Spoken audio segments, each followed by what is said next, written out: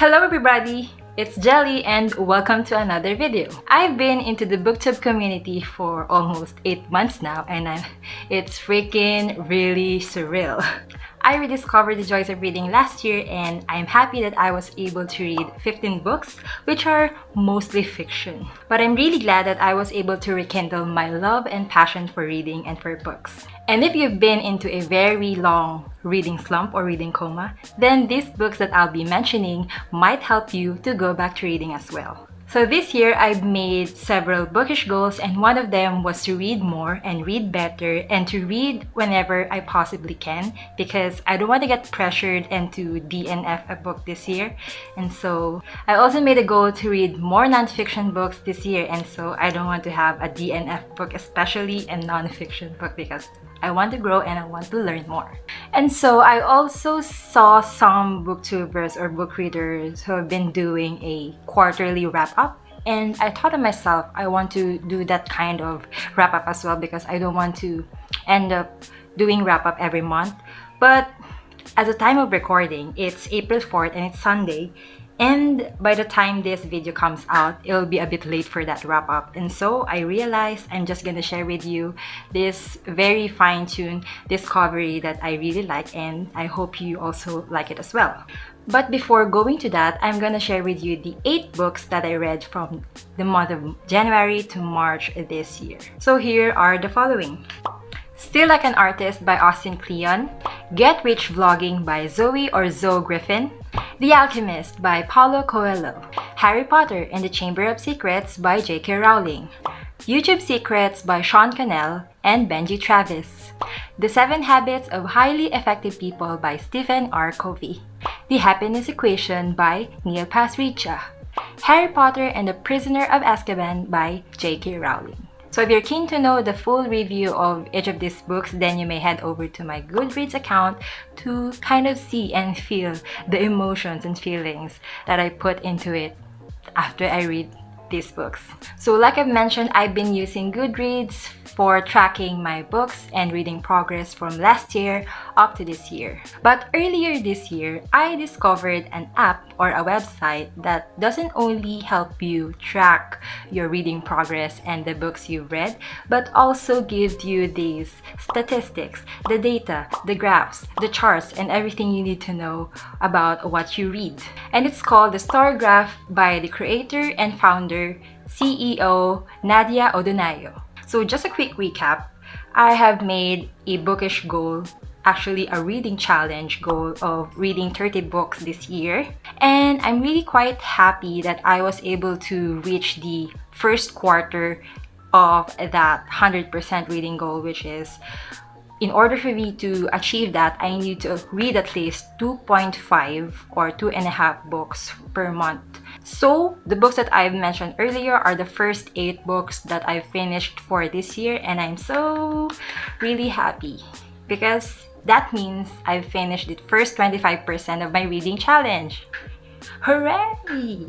And now I'm gonna show you the reading statistics that I've got from the StoryGraph account. So I'm using my tablet for viewing that StoryGraph. So it's here, you can see.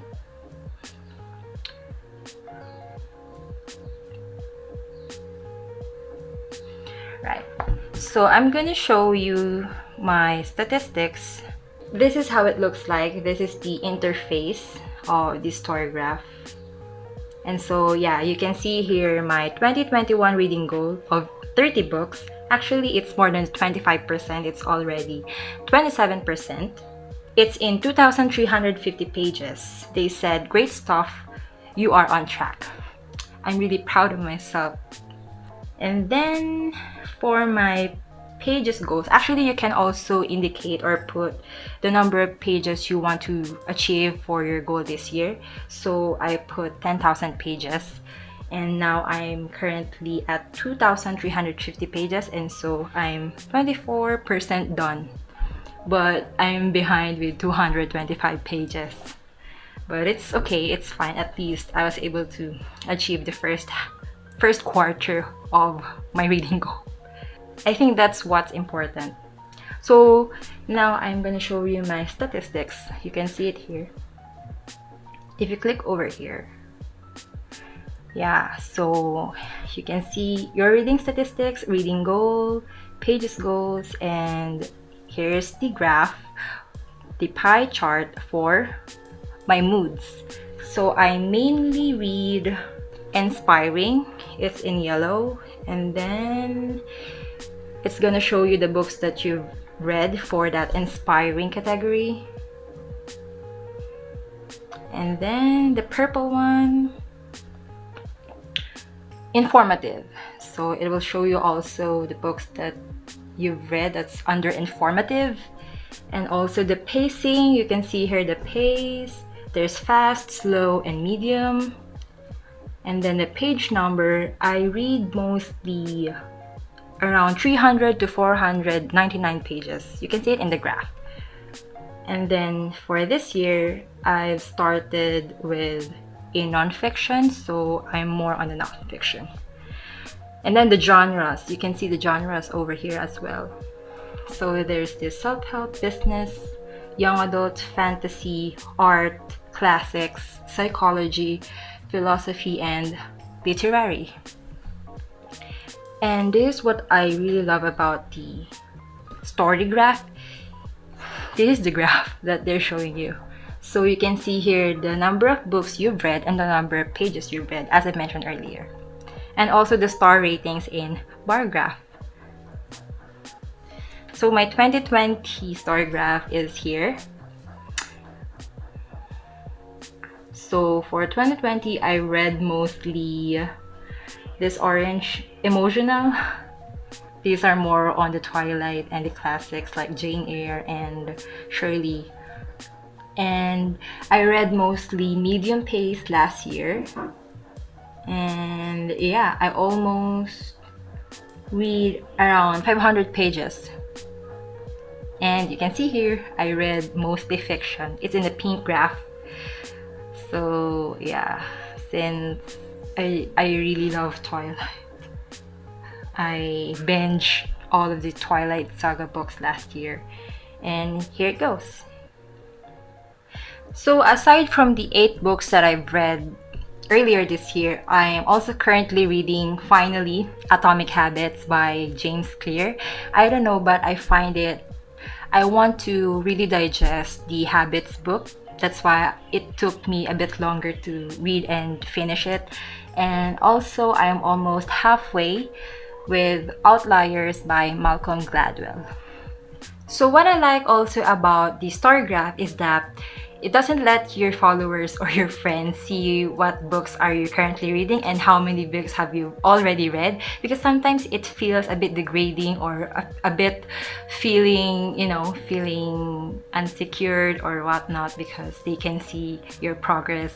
But this means this application or this website is in beta mode, so that means it's not yet available in Google Play or on Apple App Store, but you can easily add it into your home screen or your browser. Also, it allows you to export all of your Goodreads data to the story graph, and I'll be linking down some resources for you guys to check it out. So that's it for my January to March 2021 or first quarter reading wrap up, or reading highlights if you will. And I really hope you find it insightful and helpful, because if you're tired of Goodreads and you wanted something that is more efficient or more personable, then you might want to check out the story graph, because it will help you find out the perfect book for you.